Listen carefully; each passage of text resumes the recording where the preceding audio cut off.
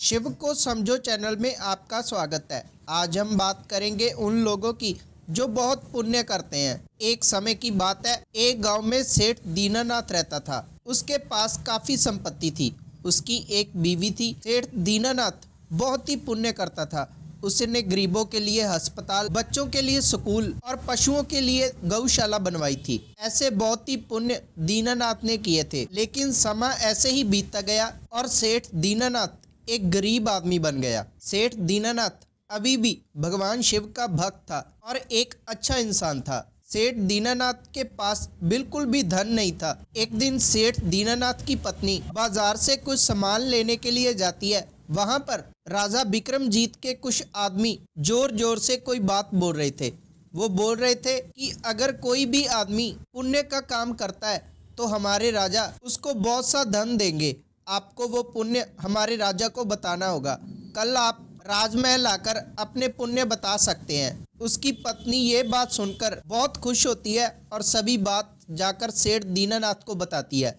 सेठ दीनानाथ कहते हैं कि ये तो बहुत अच्छी बात है, मैंने तो बहुत पुण्य किए हैं। मैं जाकर राजा को बताऊंगा और राजा खुश होकर मुझे बहुत सा धन देगा। अगले दिन सेठ दीनानाथ अपने घर से राजमहल की ओर निकलता है और उसकी पत्नी उसको कुछ रोटियां और पानी दे देती है और कहती है कि राजमहल काफी दूर है, आपको रास्ते में भूख लगेगी, आप ये रोटियां खा लेना। दीनानाथ रोटियां लेकर घर से निकलता है और अच्छे से आराम से चलते चलते अपना सफर तय करने लग जाता है। रास्ते में सेठ दीनानाथ थक जाता है क्योंकि गर्मी बहुत थी।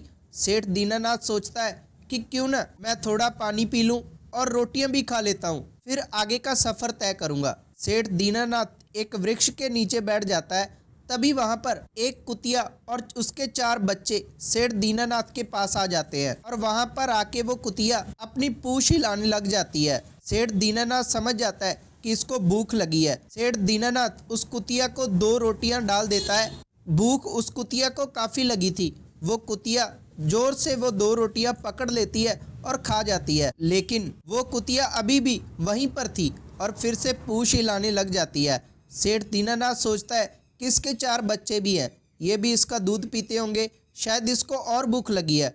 वो और 2 रोटियां उस कुतिया को दे देता है और वो कुतिया रोटियां खाकर वहां से चली जाती है और सेठ दीनानाथ अपनी प्यास पानी पीकर बुझा लेता है। चलते चलते सेठ दीनानाथ राजमहल पहुंच जाता है। वहां पर जाकर सबसे पहले राजा को सलाम करता है और कहता है कि राजा जी, मैं आपको अपने द्वारा किए हुए पुण्य बताने आया हूँ। तभी राजा कहता है कि बताओ तुमने क्या पुण्य किए हैं। सेठ दीनानाथ उसको अपने पुण्य गिनाने बैठ जाता है कि मैंने गौशाला बनवाई, मैंने मंदिर बनवाए, मैंने गरीबों के लिए अस्पताल बनवाया। तभी राजा कहते हैं कि ये तुम्हारे किए हुए पुण्य का फल मैं नहीं दे सकता, कोई और पुण्य है तो बताओ। तभी सेठ दीनानाथ कहता है कि आपने मेरे ये द्वारा किए हुए पुण्य का कोई फल नहीं दिया, आगे आप क्या फल दोगे, चलिए मैं यहाँ से चलता हूँ। सेठ दीनानाथ ऐसे बोलकर वहाँ से जाने लगते हैं।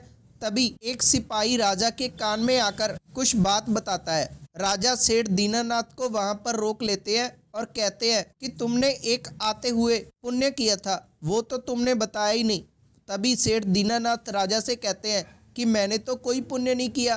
तभी राजा सेठ दीनानाथ से कहता है कि तुमने आते वक्त अपने हिस्से की सारियां रोटियां उस कुतिया को दे दी, ये तुम्हारा पुण्य बहुत अच्छा है, आप चाहे तो इसके बदले में मेरा पूरा राज्य ले सकते हो। तभी सेठ दीनानाथ राजा से कहता है कि मैंने आपको पहले बहुत पुण्य बताए, तभी आपने मुझे कुछ नहीं दिया।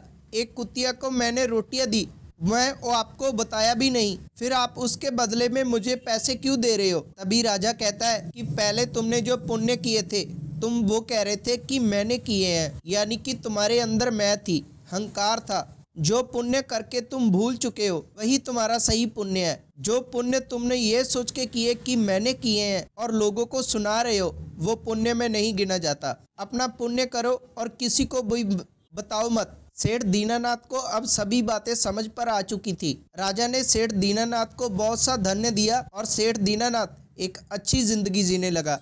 ये थी आज की वीडियो। अगर आपको वीडियो अच्छी लगी तो वीडियो को लाइक करना और आपका अपना चैनल शिव को समझो जरूर सब्सक्राइब करना और बेल नोटिफिकेशन जरूर ऑन करना, क्योंकि ऐसे ही वीडियो हमारे चैनल पर आते रहते हैं और वो आपको सबसे पहले मिल जाएंगे। तब तक के लिए धन्यवाद।